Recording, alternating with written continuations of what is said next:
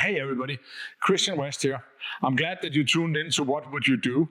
Welcome to the series of videos where Joe and I ask each other critical questions from the executive protection industry.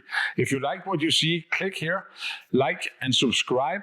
And if you have questions that you want us to answer or try to find a solution to, send them to us via email, text. You can find us on social media. I'm sure you have ideas, or you can post them here and we'll play along and take your question. So, welcome to What Would You Do? Season 2.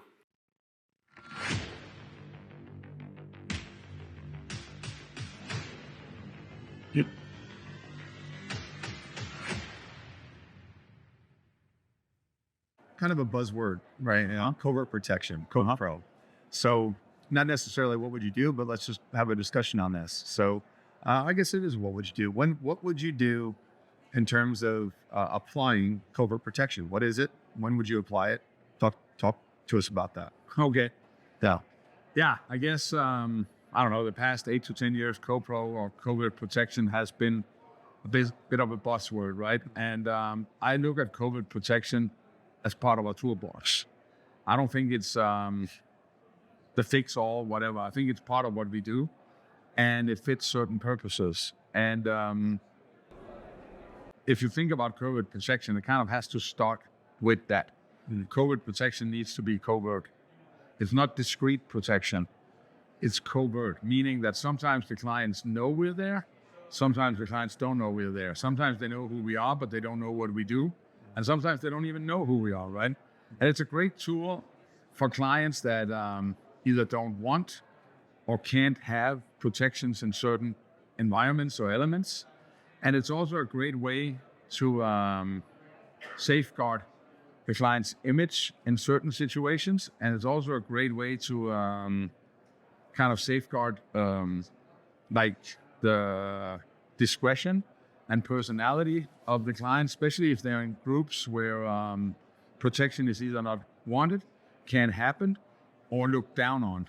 Right? And people go like, oh, what is this? Blah, blah, blah. But all clients are different, and all our clients do different things. And sometimes, like traditional protection just won't cut it. Then covert protection is great. But one thing people don't realize is that if it's done right, it takes a lot of manpower, and it's really hard to do. It is. Very hard. And it's kind of like a mechanism. Really hard to do it right. Absolutely. You're right. The point. It's not discrete protection. Nope. It's covert protection. Covert to protection. do that right is challenging.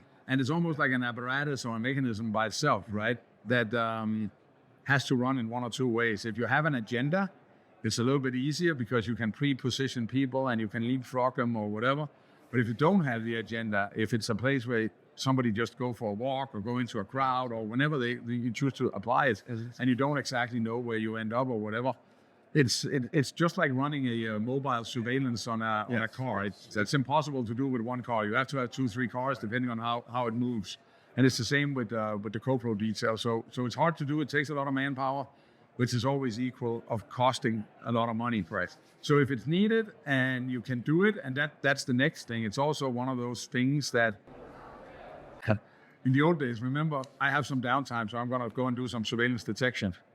No, you're not. You're going to go outside and smoke a cigarette or go outside and stand and look at some cars that drive by because it's not true surveillance Go protection. secure the bathroom. Okay, so it's not like I can come and say, I do COVID protection and then I stand over in the corner. If you want to do it right, it actually takes some skills and some training, and it manpower cost. There's another thing that people sometimes, and you touched on it a little bit, kind of confuse it with, and that's the discrete protection. Yes. And before you apply CoPro, you've got to make sure that you know it's the right tool.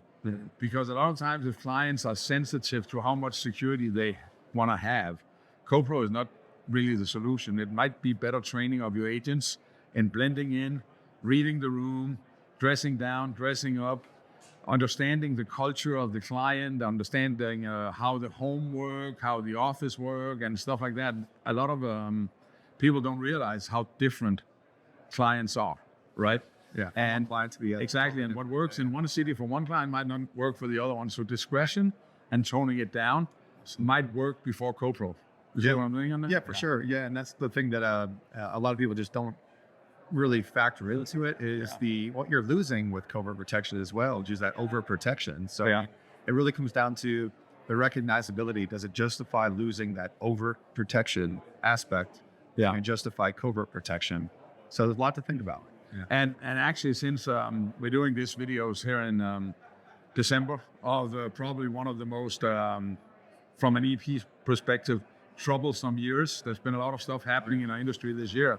Yeah. And I think... well, actually, this is the anniversary of the attack, isn't it? Oh, it is on United Healthcare. Absolutely. But what I'm thinking about with that is one of the things that we're probably going to see in the next couple of years for the people that want to do EP right is that a lot of the details where we typically had a greater distance from the principal to the protectors will probably be shortened down a lot, right? Because if we really want to protect somebody, a lot of times we got to be closer and we got to find ways to be closer. So the whole thing of CoPro will probably see even more use, but discrete protection and even protection where we're allowed to be around the principals more will come into play, right? So I think a lot of teams have to think about how do we train our agents in doing that, especially on the discrete side, so we can still be close. Yeah. Good stuff.